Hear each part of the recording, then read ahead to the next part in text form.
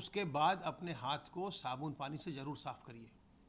और जब आप हाथ को साफ़ करते हैं तो कम से कम 30 सेकेंड से 40 सेकेंड तक अपने हाथ को साफ़ करिए, तभी आपके हाथ से विषाणु समाप्त होते हैं। और आपका हाथ जो है आपके संक्रमित होने का बहुत ही बड़ा जरिया है। इसलिए एक बार फिर से ज़रूरी है कि हम इस पर ध्यान दें कि अपने हाथ को हम अच्छी तरीके से साफ़ करें, साबुन पानी से या सैनिटाइज़र से। अपने मुंह और नाक को ढक कर रखिए। जो संक्रमण का रास्ता है आप अच्छी तरह जानते हैं कि आपके मुंह, नाक और आँख के जरिए ही संक्रमण आपके शरीर के अंदर पहुंचता है। अपने मुंह और नाक को ढक कर रखिए, मास्क से, रुमाल से, गमछे से, दुपट्टे से। और अगर आप नहीं ढकेंगे तो ये दंडनीय अपराध भी है। इसमें आपको जुर्माना भी हो सकता है और आपके विरुद्ध और कार्रवाई भी हो सकती है। तो एक जिम्मेदार नागरिक के तौर पर हम सबों को इसका पालन करना चाहिए। और जहाँ भी जाइए लोगों से 2 गज की दूरी बनाइए। कोशिश करिए कि भीड़ भाड़ वाली जगहों पर न जाइए और न ही ऐसे किसी कार्यक्रम का आयोजन करिए जिसमें कोई भीड़ भाड़ हो। बिना जिला प्रशासन के इस प्रकार के किसी कार्यक्रम का आयोजन आपको नहीं करना चाहिए। और कोशिश करिए कि आपके जो घर के बड़े बुजुर्ग हैं वो सुरक्षित रहें। और सुरक्षित रहने के लिए न केवल उनको जो बचाव के तरीके हैं उनका इस्तेमाल करना है, बल्कि उनका टीकाकरण भी कराना है। 45 साल से ऊपर का जो भी व्यक्ति है आज वो अपना टीकाकरण करवा सकता है। कोविड का टीकाकरण जो है ये सरकारी अस्पतालों में और प्राइवेट अस्पतालों में किया जा रहा है। तो आप अपने नज़दीकी केंद्र पर जा कर के अपना टीकाकरण करवा सकते हैं। और सरकारी जितने केंद्र हमारे हैं उन पर टीकाकरण बिल्कुल निःशुल्क होता है। उस पर आपको कोई भी धनराशि नहीं देनी है। जब आप प्राइवेट टीकाकरण केंद्र पर जाते हैं तो आपको एक डोज के लिए 250 रुपये की धनराशि शुल्क के रूप में देनी पड़ती है। जहाँ भी आपको सुविधा महसूस हो वहाँ जाकर करवाइए, लेकिन अपना टीकाकरण जरूर करवाइए।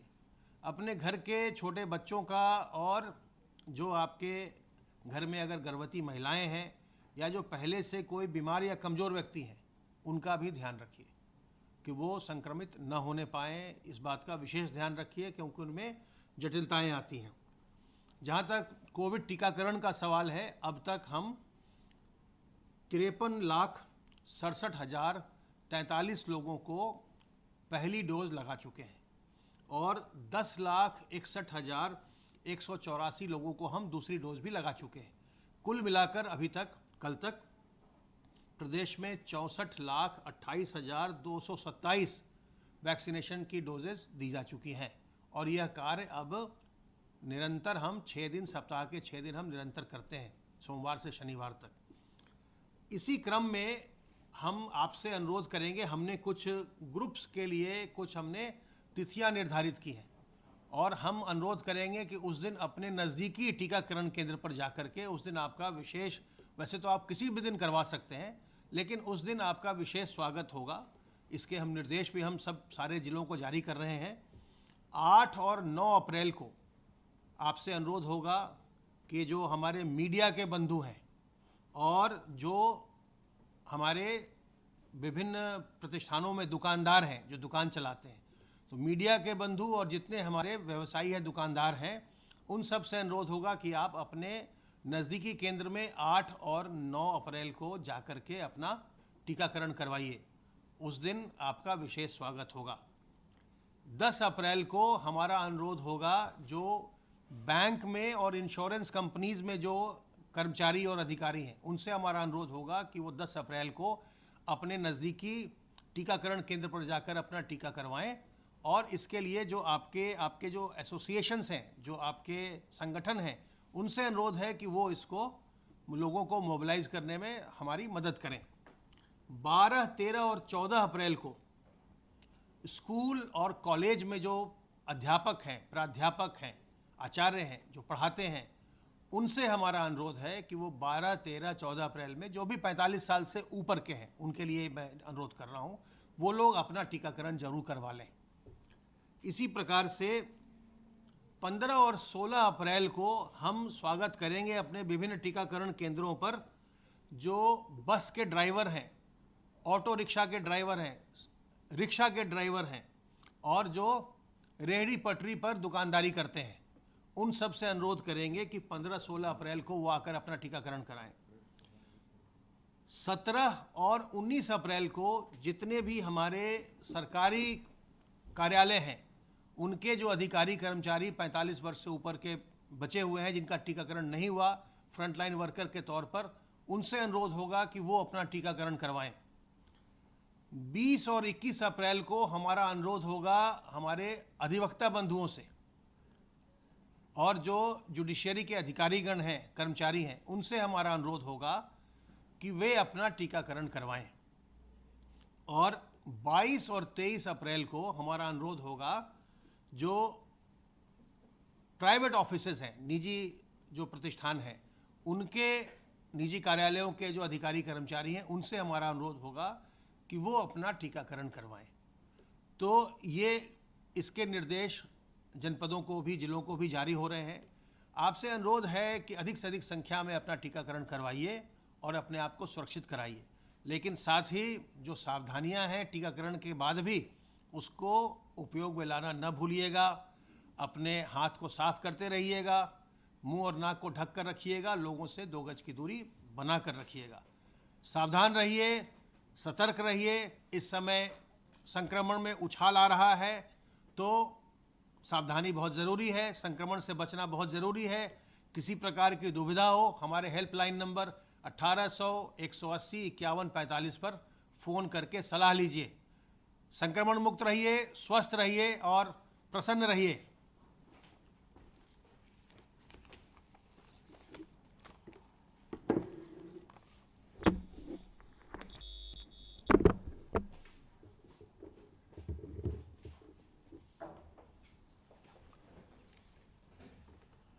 जैसा अभी अपर मुख्य सचिव स्वास्थ्य ने बताया, संक्रमण में उछाल आया है और सरकार पूरी तरह से प्रतिबद्ध है।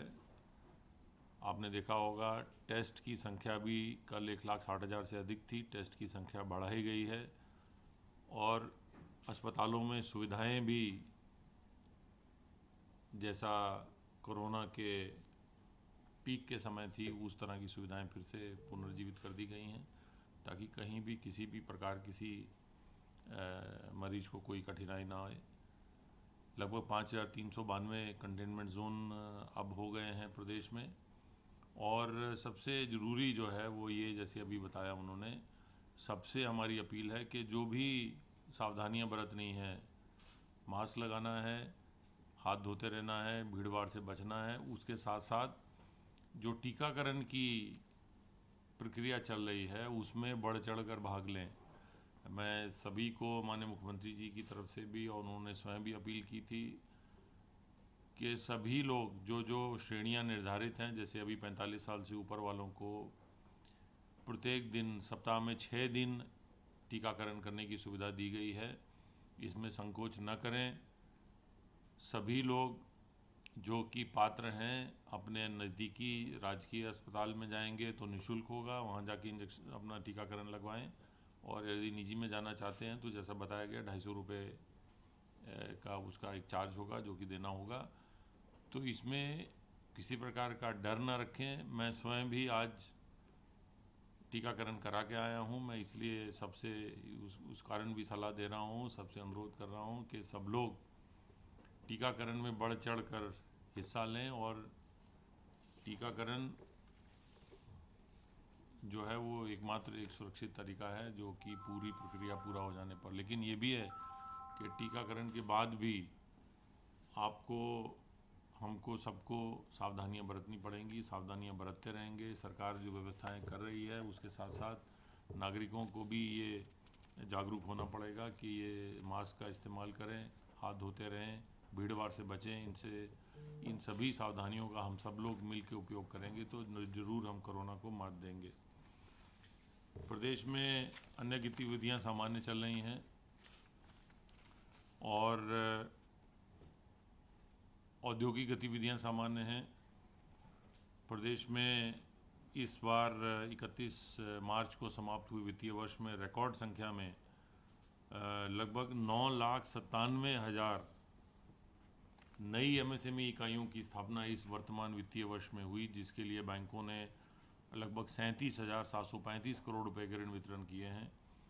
ये लगभग 10 लाख जो 9,97,000 इकाइयाँ हैं, इन इकाइयों के माध्यम से तथा जो इमरजेंसी क्रेडिट लाइन जो आत्मनिर्भर पैकेज के अंतर्गत बैंकों द्वारा सुविधाएं दी जा रही थी, उनमें 4,39,000 इकाइयों को जो वित्त पोषण हुआ है। लगभग 14 लाख से अधिक ये इकाइयाँ जो 14.5 लाख से अधिक जो इकाइयाँ ये वित्त पोषित हुई हैं, इन्हीं से लगभग 30 लाख से अधिक रोज़गार के अवसर पैदा हुए हैं। मिशन रोज़गार में इस प्रकार जो है निजी इकाइयों के माध्यम से जो रोज़गार सृजन किया जा रहा है, उससे युवाओं को अवसर मिले हैं, युवाओं को उद्योगों में काम करने का अवसर मिला है।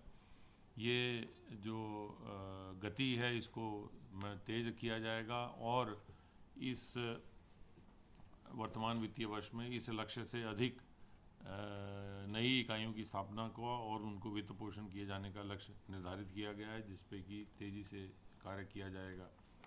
प्रदेश सरकार किसानों के हित में प्रयासरत है और सभी ऐसे कार्य किए जा रहे हैं, जैसे उनकी फसलों को न्यूनतम समर्थन मूल्य पर ख़रीदा जाना, उनके टेक्नोलॉजी से उनको जोड़ना, तकनीक वाले संयंत्रों पर अनुदान उपलब्ध कराना, क्रेडिट कार्ड से उनको अधिक से अधिक किसानों को जोड़ना, प्रधानमंत्री किसान बीमा योजना से उनको जोड़ना।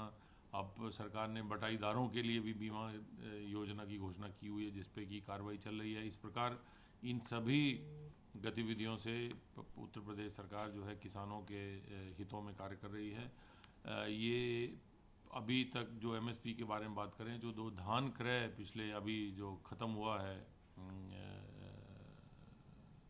मार्च में, लगभग 66.84 मतलब 67 लाख मीट्रिक टन धान की रिकॉर्ड खरीद की गई है और ये पिछले साल से का लगभग 120% अधिक पिछले वर्ष से धान खरीदा गया है। और धान खरीद का जो रिकॉर्ड बनाया है, उसी के क्रम में फसलें अच्छी होने का ये अनुमान है गेहूं की भी। और सरकार द्वारा इस बार रिकॉर्ड 6,000 क्रय केंद्र स्थापित किए गए हैं। 1975 रुपये के जो है न्यूनतम समर्थन मूल्य पर गेहूं खरीदा जाएगा। अभी तक इसमें दोनों तरीके की व्यवस्था की गई है। ऑनलाइन पंजीकरण कराकर किसान भी आ सकता है। लगभग 2,13,000 किसानों ने अभी तक अपना पंजीकरण करा लिया है और अभी चूँकि ये 1 अप्रैल से ही खरीद प्रारंभ हुई है, तो लगभग 55 मीट्रिक टन खरीद गेहूं की जा चुकी है।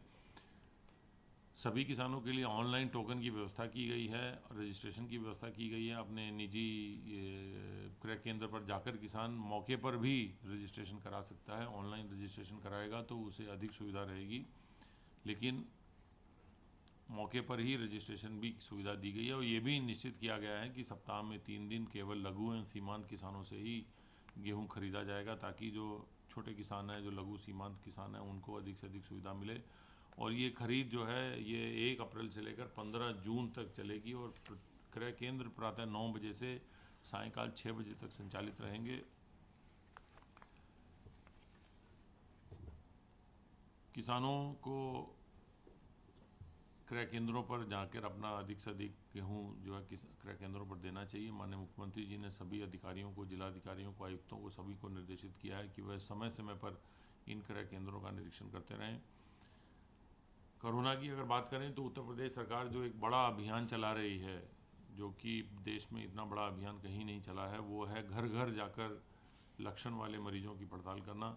और उसमें लगभग 19 करोड़ 24 करोड़ की कुल जनसंख्या में से प्रदेश सरकार के हमारे विभिन्न विभागों, स्वास्थ्य विभाग, नगर निगम, ये सब विभागों की विभिन्न टीमों द्वारा लगभग 19 करोड़ की जनसंख्या तक हम पहुँचे हैं। 3 करोड़ 52 लाख जैसे बताया गया टेस्ट हुए हैं। इतने बड़े संख्या में टेस्ट पूरे देश में कहीं नहीं हुए हैं।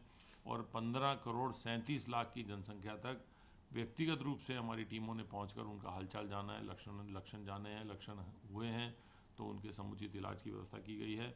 ये इतना बड़ा अभियान सरकार का चल रहा है।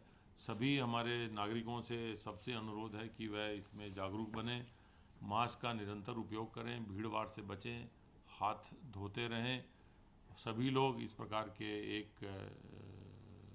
जागरूकता के साथ रहेंगे तो हम सब लोग कोरोना पर मात कोरोना को मात देंगे और कोरोना पर जीत पाएंगे। Thank you.